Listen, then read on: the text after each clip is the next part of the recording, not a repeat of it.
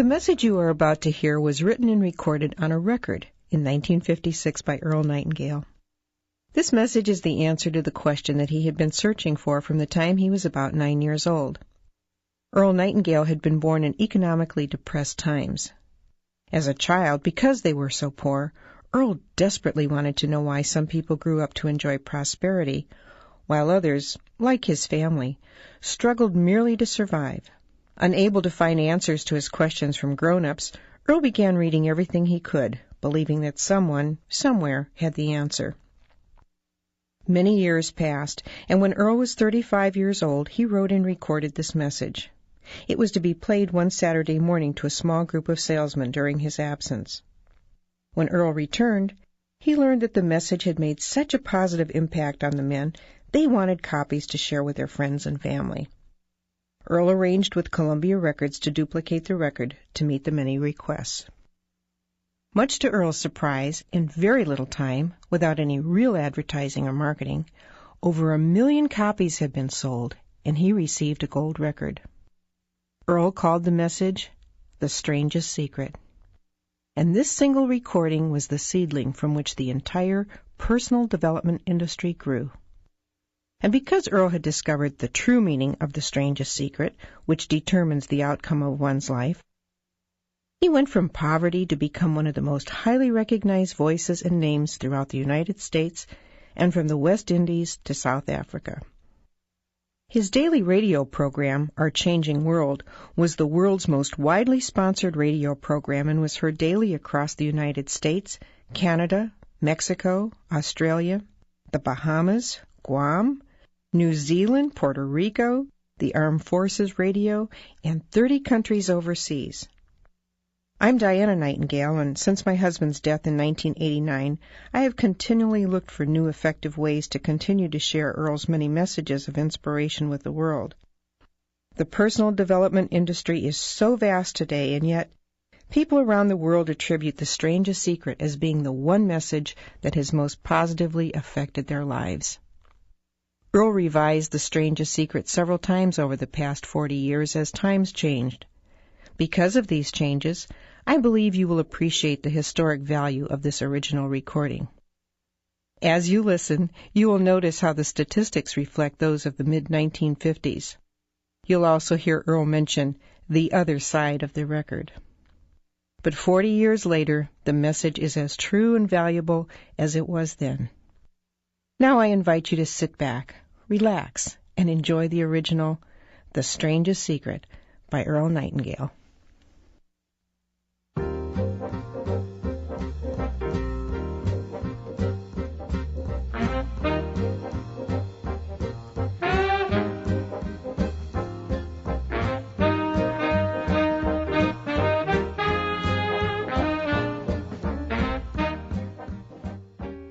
I'd like to tell you about the strangest secret in the world. Not long ago, Albert Schweitzer, the great doctor and Nobel Prize winner, was being interviewed in London, and a reporter asked him, "Doctor, what's wrong with men today?" The great doctor was silent a moment, and then he said, "Men simply don't think." And it's about this that I want to talk with you. We live today in a golden age. This is an era that man has looked forward, dreamed of, and worked toward for thousands of years. But since it's here, we pretty well take it for granted. We in America are particularly fortunate to live in the richest land that ever existed on the face of the earth, a land of abundant opportunity for everyone. But do you know what happens? Let's take 100 men who start even at the age of 25. Do you have any idea what will happen to those men by the time they're 65? These 100 men who all start even at the age of 25 believe they're going to be successful. If you asked any one of these men if he wanted to be a success, he'd tell you that he did. And you'd notice that he was eager toward life, that there was a certain sparkle to his eye, an erectness to his carriage, and life seemed like a pretty interesting adventure to him. But by the time they're 65, 1 will be rich, 4 will be financially independent, 5 will still be working, 54 will be broke. Now think a moment. Out of the 100, only 5 make the grade. Why do so many fail? What has happened to the sparkle that was there when they were 25? What's become of the dreams, the hopes, the plans? And why is there such a large disparity between what these men intended to do and what they actually accomplished.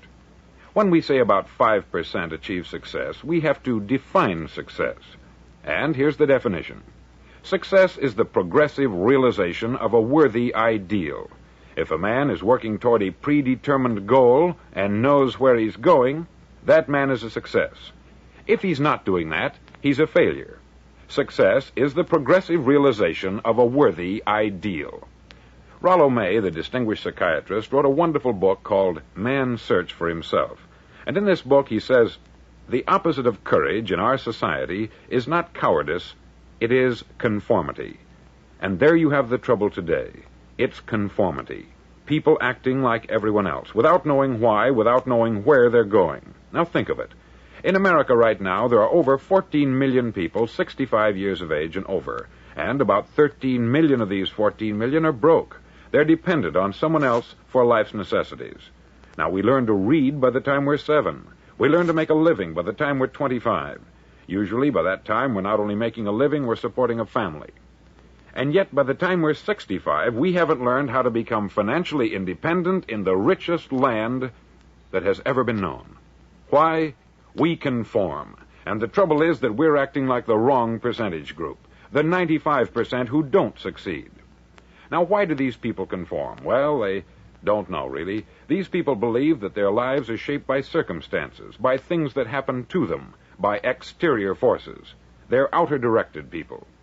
A survey was made one time that covered a lot of men, working men, and these men were asked this question. Why do you work? Why do you get up in the morning? 19 out of 20 had no idea. If you ask them, they'll say, everyone goes to work in the morning. And that's the reason they do it, because everyone else is doing it. Now let's get back to our definition of success. Who succeeds? The only man who succeeds is the man who is progressively realizing a worthy ideal. He's the man who says, I'm going to become this, and then begins to work toward that goal. I'll tell you who the successful people are. A success is the school teacher who's teaching school because that's what she wanted to do. The success is the woman who's a wife and mother because she wanted to become a wife and mother and is doing a good job of it. The success is the man who runs the corner gas station because that's what he wanted to do. The success is the successful salesman who wants to become a top-notch salesman and grow and build with his organization. A success is anyone who is doing deliberately a predetermined job because that's what he decided to do deliberately. But only 1 out of 20 does that. That's why today there isn't really any competition, unless we make it for ourselves. Instead of competing, all we have to do is create. Now, for 20 years, I looked for the key which would determine what would happen to a human being. Was there a key, I wanted to know, which would make the future a promise that we could foretell to a large extent? Was there a key that would guarantee a person's becoming successful if he only knew about it and knew how to use it? Well, there is such a key, and I've found it. Have you ever wondered why so many men work so hard and honestly without ever achieving anything in particular, and others don't seem to work hard and yet seem to get everything? They have the magic touch.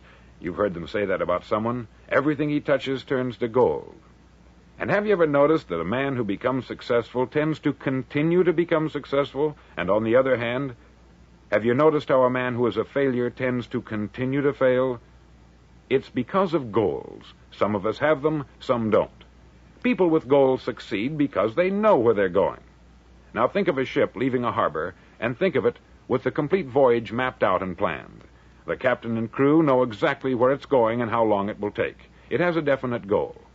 9,999 times out of 10,000, it will get to where it started out to get. Now let's take another ship, just like the first, only let's not put a crew on it, or a captain at the helm. Let's give it no aiming point, no goal, no destination. We just start the engines and let it go. I think you'll agree with me that if it gets out of the harbor at all, it will either sink or wind up on some deserted beach a derelict. It can't go any place because it has no destination and no guidance. It's the same with a human being. Take the salesman, for example. There is no other person in the world today with the future of a good salesman. Selling is the world's highest paid profession, if we're good at it and if we know where we're going.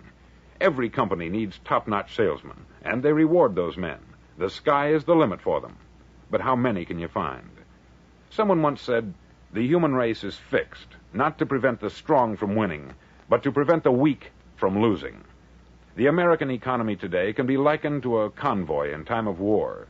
The entire economy is slowed down to protect its weakest link, just as the convoy had to go at the speed that would permit its slowest vessel to remain in formation.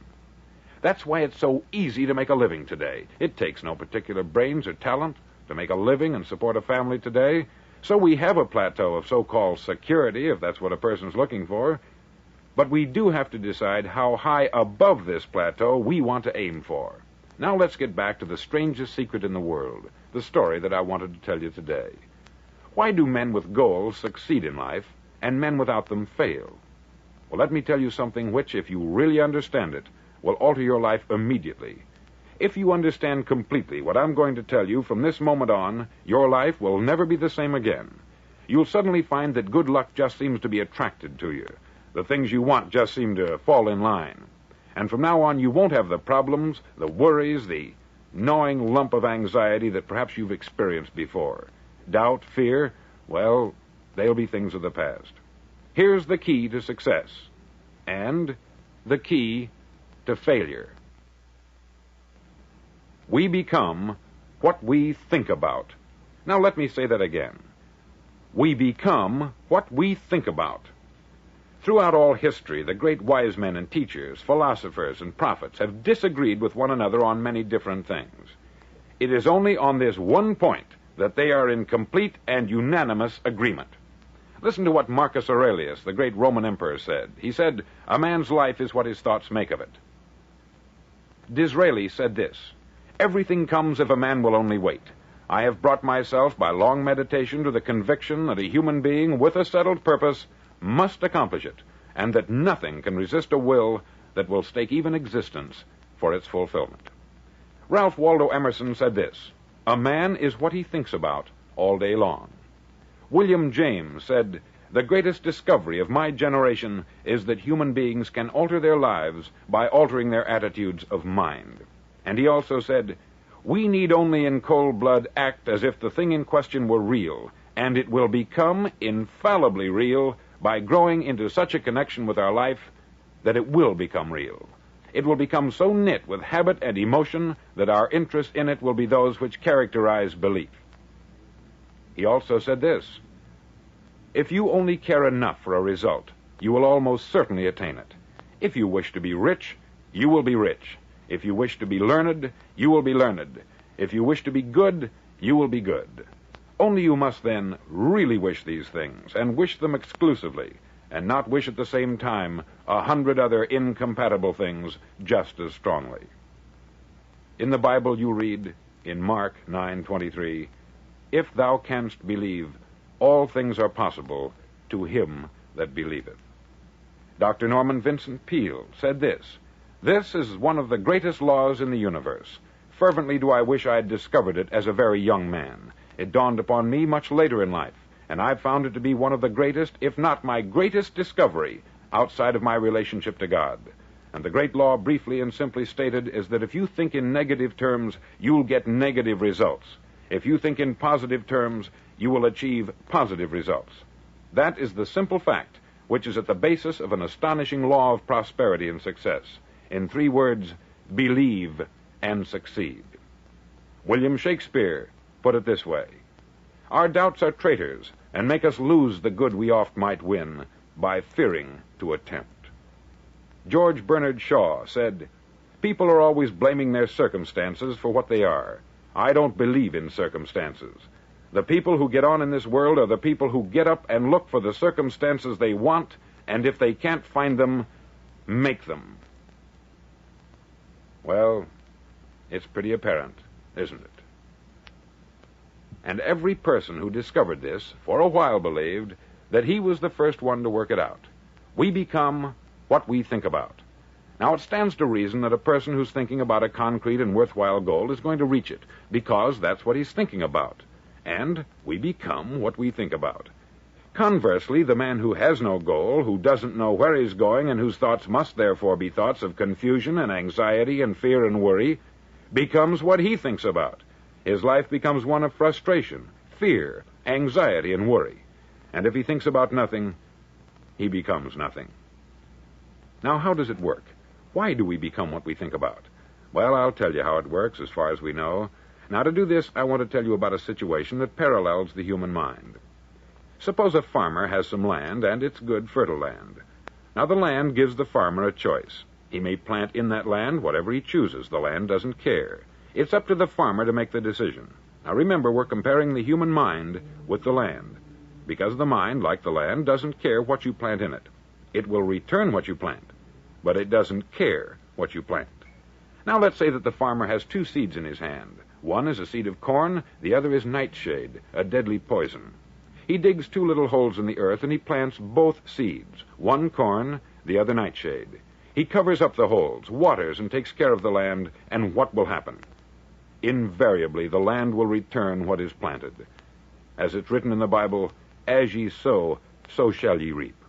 Remember, the land doesn't care. It will return poison in just as wonderful abundance as it will corn.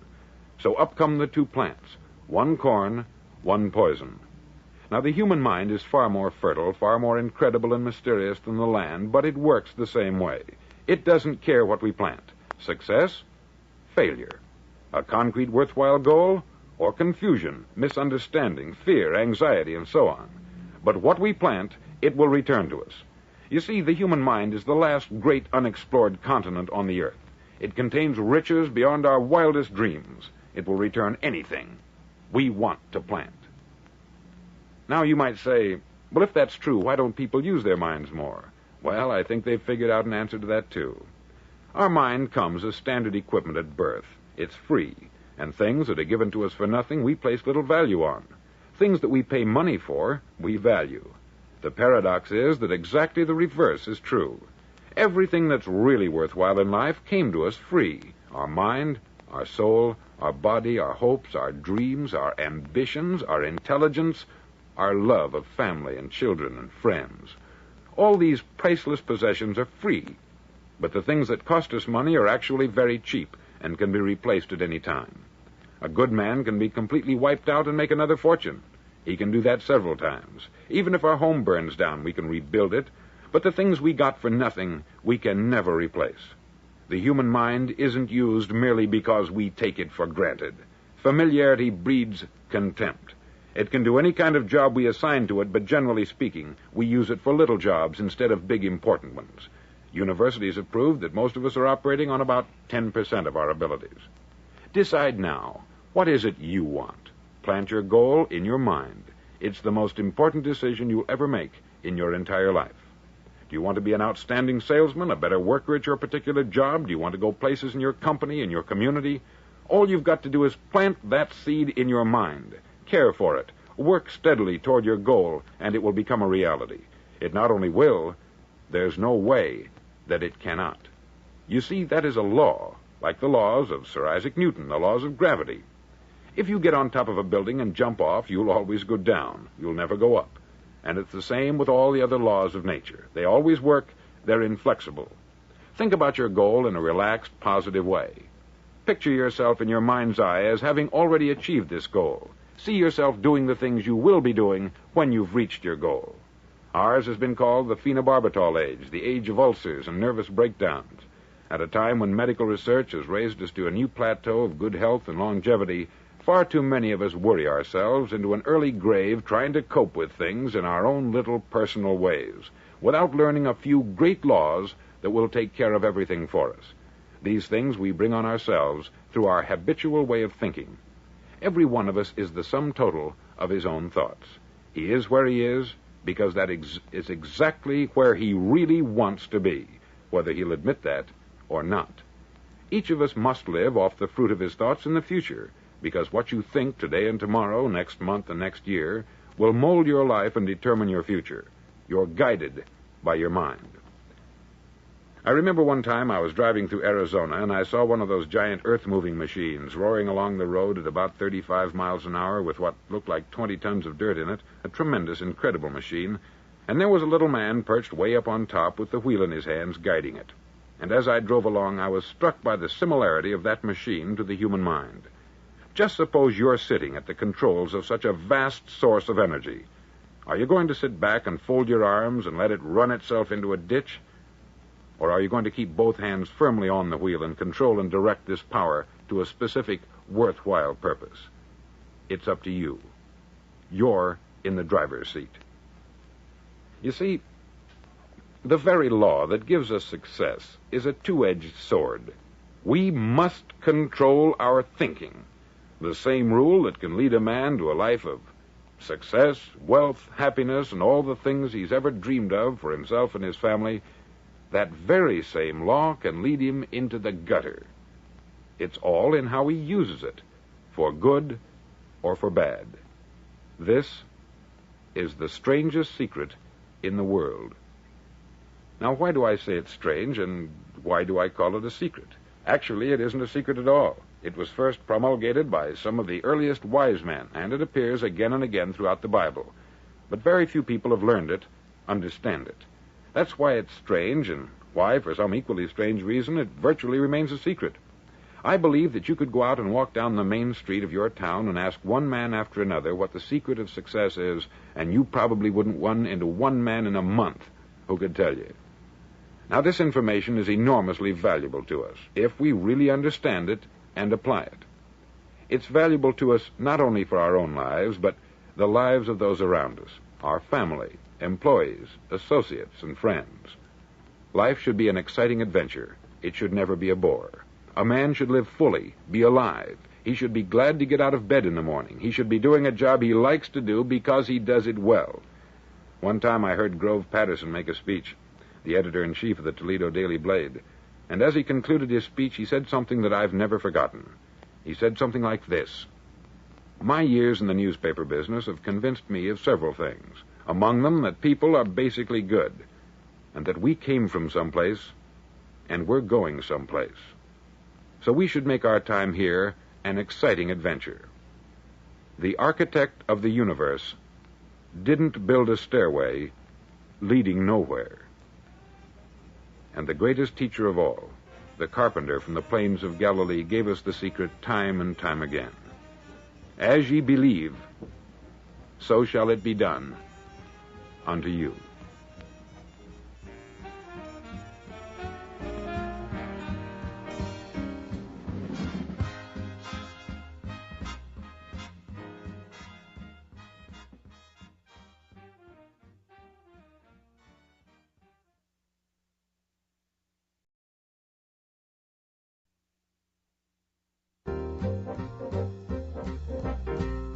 On side number 1 of this record, I've explained the strangest secret in the world and how it works. Now, on this side, I want to explain how you can prove to yourself the enormous returns possible in your own life by putting this secret to a practical test. I want you to make a test that will last 30 days. Now, it isn't going to be easy.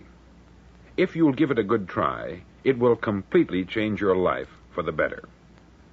Back in the 17th century, Sir Isaac Newton, the English mathematician and natural philosopher, gave us some natural laws of physics which apply as much to human beings as they do to the movement of bodies in the universe.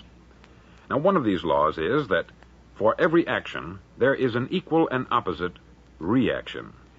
Simply stated, as it applies to you and me, it means we can achieve nothing without paying the price. The results of your 30-day experiment will be in direct proportion to the effort you put forth. To be a doctor, you must pay the price of long years of difficult study.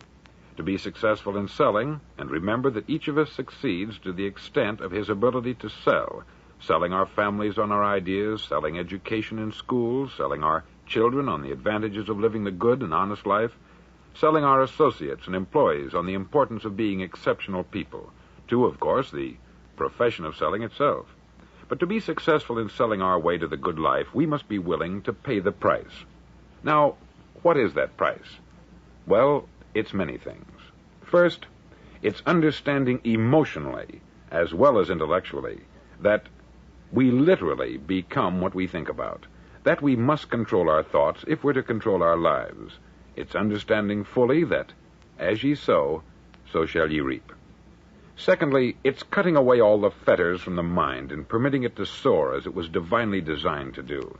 It's the realization that your limitations are self-imposed and that the opportunities for you today are enormous beyond belief. It's rising above narrow-minded pettiness and prejudice.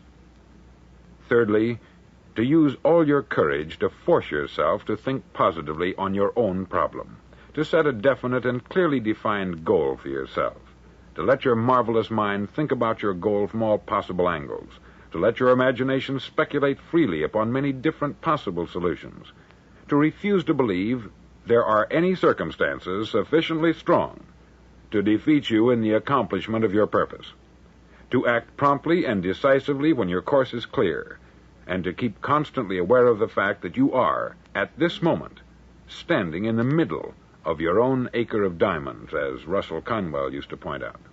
Fourth, save at least 10% of what you earn. It's also remembering that no matter what your present job, it has enormous possibilities if you're willing to pay the price. Now let's just go over the important points in the price each of us must pay to achieve the wonderful life that can be ours. It is, of course, worth any price. 1, you will become what you think about. 2, remember the word imagination. Let your mind soar. 3, courage. Concentrate on your goal every day. 4, save 10% of what you earn. And action. Ideas are worthless unless we act on them. Now I'll try to outline the 30-day test I want you to make. Now keep in mind that you have nothing to lose by making this test, and everything you could possibly want to gain. There are 2 things that may be said of everyone. Each of us wants something, and each of us is afraid of something. I want you to write on a card what it is you want more than anything else. It may be more money. Perhaps you'd like to double your income or make a specific amount of money. It may be a beautiful home. It may be success at your job. It may be a particular position in life. It could be a more harmonious family. Each of us wants something. Write down on your card specifically what it is that you want. Make sure it's a single goal and clearly defined. You needn't show it to anyone, but carry it with you so that you can look at it several times a day. Think about it in a cheerful, relaxed, positive way each morning when you get up, and immediately you have something to work for, something to get out of bed for, something to live for. Look at it every chance you get during the day and just before going to bed at night. As you look at it, remember that you must become what you think about, and since you're thinking about your goal, you realize that soon it will be yours. In fact, it's yours really the moment you write it down and begin to think about it. Look at the abundance all around you as you go about your daily business. You have as much right to this abundance as any other living creature. It's yours for the asking. Now we come to the difficult part. Difficult because it means the formation of what is probably a brand new habit, and new habits are not easily formed. Once formed, however, it'll follow you for the rest of your life. Stop thinking about what it is you fear. Each time a fearful or negative thought comes into your consciousness, replace it with a mental picture of your positive and worthwhile goal. There will come times when you will feel like giving up. It's easier for a human being to think negatively than positively. That's why only 5% is successful. You must begin now to place yourself in that group. For 30 days, you must take control of your mind. It will think only about what you permit it to think. Each day for this 30-day test, do more than you have to do. In addition to maintaining a cheerful, positive outlook, give of yourself more than you've ever done before. Do this knowing that your returns in life must be in direct proportion to what you give. The moment you decide on a goal to work toward, you're immediately a successful person. You're then in that rare and successful category of people who know where they're going. Out of every 100 people, you belong to the top 5. Don't concern yourself too much with how you're going to achieve your goal. Leave that completely to a power greater than yourself. All you have to do is know where you're going. The answers will come to you of their own accord. Remember these words from the Sermon on the Mount, and remember them well. Keep them constantly before you this month of your test. Ask, and it shall be given you. Seek, and ye shall find. Knock, and it shall be opened unto you. For every one that asketh receiveth, and he that seeketh findeth, and to him that knocketh it shall be opened. It's as marvelous and as simple as that. In fact, it's so simple that in our seemingly complicated world, it's difficult for an adult to understand that all he needs is a purpose and faith. For 30 days, do your best. If you're a salesman, go at it as you've never done before, not in hectic fashion, but with the calm, cheerful assurance that time well spent will give you the abundance in return you deserve and want. If you're a homemaker, devote your 30-day test to complete giving of yourself without thinking about receiving anything in return, and you will be amazed at the difference it makes in your life. No matter what your job, do it as you've never done it before for 30 days. And if you've kept your goal before you every day, you'll wonder and marvel at this new life you've found. Dorothea Brand, outstanding editor and writer, discovered it for herself and tells about it in her fine book, Wake Up and Live. Her entire philosophy is reduced to the words, act as though it were impossible to fail. She made her own test with sincerity and faith, and her entire life was changed to one of overwhelming success. Now you make your test for 30 full days. Don't start your test until you've made up your mind to stick with it. You see, by being persistent, you're demonstrating faith. Persistence is simply another word for faith. If you didn't have faith, you would never persist. If you should fail during your first 30 days, by that I mean suddenly find yourself overwhelmed by negative thoughts, you've got to start over again from that point and go 30 more days. Gradually, your new habit will form until you find yourself one of that wonderful minority to whom virtually nothing is impossible. Don't forget the card. It's vitally important as you begin this new way of living. On one side of the card, write your goal, whatever it may be. On the other side, write the words we've quoted from the Sermon on the Mount. Ask, and it shall be given you. Seek, and ye shall find. Knock, and it shall be opened unto you. In your spare time during your test period, read books that will help you. Inspirational books like the Bible, Dorothea Brand's Wake Up and Live, The Magic of Believing by Claude Bristol, Think and Grow Rich by Napoleon Hill, and other books that instruct and inspire. Nothing great was ever accomplished without inspiration. See that during these crucial first 30 days, your own inspiration is kept at a peak. Above all, don't worry. Worry brings fear, and fear is crippling.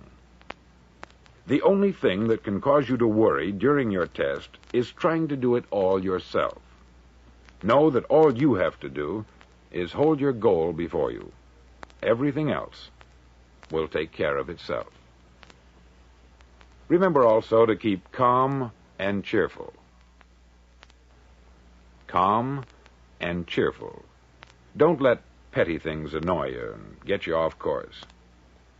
Now, since making this test is difficult, some may say, well, why should I bother? Well, look at the alternative. No one wants to be a failure. No one really wants to be a mediocre individual. No one wants a life constantly filled with worry, fear, and frustration. Therefore, remember that you must reap that which you sow. If you sow negative thoughts, your life will be filled with negative things. If you sow positive thoughts, your life will be cheerful, successful, and positive. Now, gradually, you will have a tendency to forget what you've heard on this record. Play it often. Keep reminding yourself of what you must do to form this new habit. Gather your whole family about and listen to what's been said here at regular intervals. You know, most men will tell you that they want to make money without understanding the law. The only people who make money work in the mint. The rest of us must earn money. This is what causes those who keep looking for something for nothing or a free ride to fail in life. The only way to earn money is by providing people with services or products which are needed and useful. We exchange our product or service for the other man's money. Therefore, the law is that our financial return will be in direct proportion to our service. Success is not the result of making money. Making money is the result of success. And success is in direct proportion to our service. Most people have this law backwards. They believe that you're successful if you earn a lot of money. The truth is that you can only earn money after you're successful. It's like the story of the man who sat in front of the stove and said to it, "Give me heat, and then I'll add the wood." How many men and women do you know, or do you suppose there are today, who take the same attitude toward life? There are millions. We've got to put the fuel in before we can expect heat. Likewise, we've got to be of service first before we can expect money. Don't concern yourself with the money. Be of service. Build, work, dream, create. Do this, and you'll find there's no limit to the prosperity and abundance that will come to you. Prosperity is founded upon a law of mutual exchange. Any person who contributes to prosperity must prosper in turn himself. Sometimes the return will not come from those you serve, but it must come to you from someplace, for that is the law. For every action, there is an equal and opposite reaction. As you go daily through your 30-day test period, remember that your success will always be measured by the quality and quantity of service you render, and money is a yardstick for measuring this service. No man can get rich himself unless he enriches others. There are no exceptions to a law. You can drive down any street in America and from your car estimate the service that's being rendered by the people living on that street. Had you ever thought of this yardstick before? It's interesting. Some, like ministers and priests and other devoted people, measure their returns in the realm of the spiritual, but again, their returns are equal to their service. Once this law is fully understood, any thinking person can tell his own fortune. If he wants more, he must be of more service to those from whom he receives his return. If he wants less, he has only to reduce this service. This is the price you must pay for what you want. If you believe you can enrich yourself by deluding others, you can only end by deluding yourself. Just as surely as you breathe, you'll get back what you put out. Don't ever make the mistake of thinking you can avert this. It's impossible.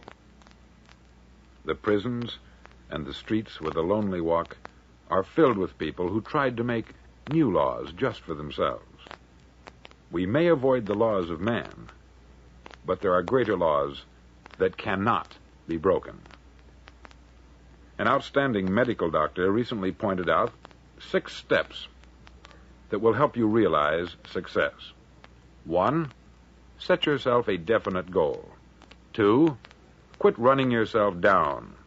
3, stop thinking of all the reasons why you cannot be successful, and instead think of all the reasons why you can. 4, trace your attitudes back through your childhood and try to discover where you first got the idea you couldn't be a success, if that's the way you've been thinking. 5, change the image you have of yourself by writing out a description of the person you would like to be.